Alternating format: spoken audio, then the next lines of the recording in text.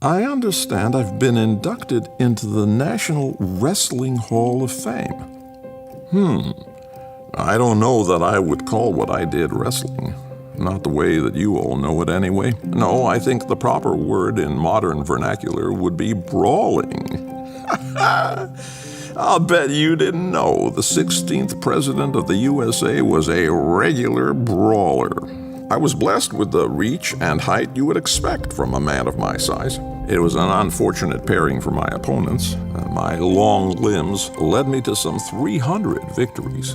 The numbers fade from mind after a while, but not the feeling of the win. In all my 12 years in the sport, I suffered only one loss. Tough son of a gun. It was the rail splitting all through my youth that muscled up my arms nicely and gave me a good swing. By the time I was 21, I was the wrestling champion in my little pocket of Illinois. The legend spread of the 6'3" Abe Lincoln, the toughest wrestler around. It got me into trouble more than once. I recall one such occasion. I couldn't have been more than 22 when I had a run-in with a group of rascals who called themselves the Clary Groves Boys. Jack Armstrong was their leader. He wanted to prove he was tougher than me, and he came close. I gave him a few good hits, and when the rest of the crew saw their leader falter, they rushed in to help. Now, I'll admit to being competitive, but no one could ever call me a bad sport. I just laughed and doubled my efforts to use all the lean length of my limbs to my advantage, tossing the men as they came at me. Whether out of respect for my talent or an inability not to laugh alongside me, the Clary Groves Boys became dear friends through that wrestling bout. Other than my physical ability, what made me good at wrestling was my ability to observe and discern an opponent's weakness.